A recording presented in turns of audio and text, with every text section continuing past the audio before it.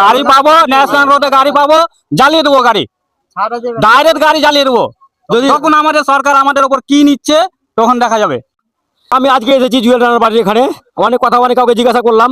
আমি একটা কথা জিজ্ঞাসা করবো সাধারণ মানুষকে, যে আপনাদের বাড়িতে মানে জুয়েল রানার বাড়িতে তার মা বাপকে কেউ সান্ত্বনা দেওয়ার জন্য কোনো নেতা, কোনো মন্ত্রী, কোনো এমএলএ, কোনো পুলিশ, কোনো প্রশাসন কি এসেছিল এখানে? এসছিল, আমরাও জিজ্ঞেস করলাম মাননীয় আমাদের যে বিধায়ক ইমানি বিশ্বাস, এর জন্য কি করা হবে, সরকার কি স্টেপ নিচ্ছে। উনি বললেন সরকারের কাছে কথা গেছে, দুদিন আপনারা দাঁড়ান, কোনো বিশৃঙ্খলা করবেন না, দুদিনের পরে যদি কিছু না হয় আমি বলবো যা করার তখন আপনারা করবেন। আমরা দুদিনের জন্য অপেক্ষা করতাম না, যেহেতু আমাদের বিধায়ক বললেন এখন দুদিন দাঁড়ান, কি হচ্ছে আমরা দেখছি।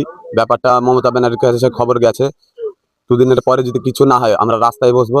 দরকার হয় আমরা যদি উড়িষ্যার লোককে না পাই, উড়িষ্যার গাড়ি তো পাবো, গাড়িকে আমরা পুড়িয়ে ছাড়কার করে দেবো। তখন দেখি রাজ্য সরকার আমাদের উপরে কি স্টেপ নেয়। তো আপনাদের এমএলএ দুদিন সময় দিয়েছে, দুদিন দেখবেন না, তার আগে কিছু আপনারা করবেন এলাকার স্থানীয় লোক? আমরা বর্তমান এখন দুদিন দেখতেই চাই, দেখি এমএলএ সাহেব যখন আমাদেরকে আস্থা দিয়েছেন।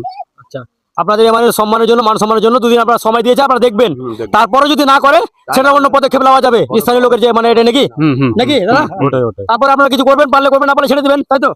অবশ্যই অবশ্যই অবশ্যই করবো। গাড়ি পাবো, ন্যাশনাল রোডে গাড়ি পাবো, জ্বালিয়ে দেবো গাড়ি, ডাইরেক্ট গাড়ি জ্বালিয়ে দেবো। যদি তখন আমাদের সরকার আমাদের উপর কি নিচ্ছে তখন দেখা যাবে।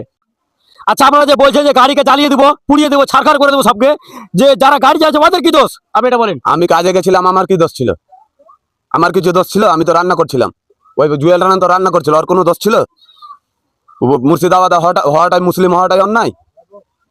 এটা কি অন্যায়? আর গাড়িওয়ালার যেরকম দোষ নেই, আমারও তো কোনো দোষ ছিল না। আমিও তো ওখানে কর্ম করতে গেছিলাম, না চুরি করতে, ডাকাতি করতে গেছিলাম, আমাকে মারা হলো।